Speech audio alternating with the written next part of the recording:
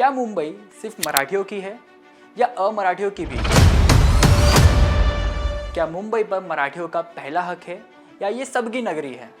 आज जिस मुंबई को हम भारत की आर्थिक राजधानी कहते हैं, उस शहर के लिए कभी खून बहा था, गोलियां चली थी, 105 लोग शहीद हुए थे और एक ऐसा बयान आता है जो आग में घी डाल दिया था, जब तक आसमान में सूरज चांद रहेगा तब तक मराठियों को बॉम्बे नहीं मिलेगा। ये बयान दिया था कांग्रेस के नेता सदाशिव कान्होजी पाटिल ने। आखिर क्यों उठा था ये सवाल? कैसे जन्म हुआ महाराष्ट्र और गुजरात का और क्यों आज भी मुंबई किसकी, ये सवाल राजनीति में जिंदा है। आइए समझते हैं पूरा इतिहास। 1947 में भारत आज़ाद हुआ, लेकिन उस वक्त राज्यों का गठन भाषा के आधार पर नहीं हुआ था। उस समय बॉम्बे स्टेट एक विशाल राज्य था जहां मराठी और गुजराती दोनों बड़ी संख्या में रहते थे। मुंबई, जिसे तब बॉम्बे कहा जाता था, व्यापार का केंद्र थी। जहां गुजराती व्यापारी वर्ग मजबूत था तो मराठी जनता उस शहर को अपनी सांस्कृतिक और ऐतिहासिक पहचान मानती थी। यहीं से शुरू हुआ सवाल, क्या बॉम्बे महाराष्ट्र का हिस्सा बनेगा या एक अलग कॉस्मोपॉलिटन राज्य रहेगा? 1955, दो आंदोलन, दो मांगे। 1955 में आते आते ये बहस आंदोलन बन गई। एक तरफ मराठी समाज ने शुरू किया संयुक्त महाराष्ट्र आंदोलन, मांग साफ थी, मुंबई सहित एक अलग महाराष्ट्र राज्य। दूसरी तरफ गुजराती समाज ने शुरू किया महागुजरात आंदोलन, उनकी मांग अलग गुजरात राज्य, यानी कि एक ही राज्य में दो बड़े भाषाई आंदोलन आमने सामने थे। वो बयान जिसने आंदोलन भड़का दिया।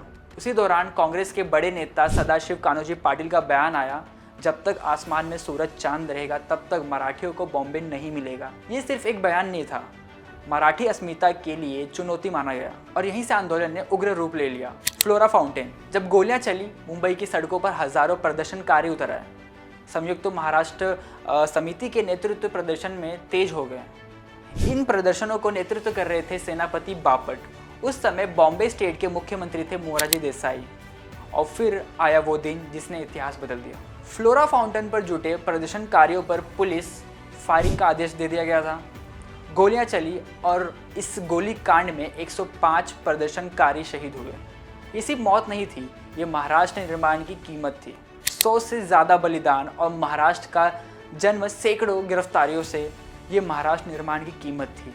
100 से ज़्यादा बलिदान और महाराष्ट्र का जन्म, सैकड़ों गिरफ्तारियों, विरोध, संघर्ष और 100 से ज़्यादा बलिदान के बाद आखिरकार केंद्र सरकार को झुकना पड़ा। बॉम्बे रीऑर्गेनाइजेशन एक्ट 1960 25 अप्रैल 1960 को संसद ने पारित किया और 1 मई 1960 को दो नए राज्यों का जन्म हुआ, महाराष्ट्र और गुजरात, बनी महाराष्ट्र की राजधानी। फ्लोरा फाउंटेन बना हुतात्मा चौक, जहां 105 लोग शहीद हुए थे। उस फ्लोरा फाउंटेन का नाम बदलकर रखा गया हुतात्मा चौक, यानी कि शहीदों का चौक। आज भी वहां स्मारक खड़ा है जो याद दिलाती है मुंबई सिर्फ आर्थिक राजधानी नहीं, संघर्ष की भी राजधानी है। मुंबई किसकी, यही सबसे बड़ा सवाल आता है। क्या मुंबई सिर्फ मराठियों की है? इतिहास कहता है महाराष्ट्र निर्माण के लिए मराठियों ने बलिदान दिया, लेकिन मुंबई को बनाने में गुजराती व्यापारियों, पारसी उद्योगपतियों, दक्षिण भारतीय कामगारों और उत्तर भारतीय मजदूरों और देश भर से आए लोगों का योगदान भी उतना ही बड़ा है। यानी सच शायद ये है, मुंबई मराठियों की भी है और अमराठियों की भी है। ये एक राज्य की राजधानी जरूर है, लेकिन पहचान पूरे भारत की है। आज 1 मई इतना खास क्यों है? इसलिए हर साल 1 मई महाराष्ट्र दिवस और गुजरात दिवस मनाया जाता है। ये सिर्फ स्थापना दिवस नहीं, संघर्ष और शहादत की याद है।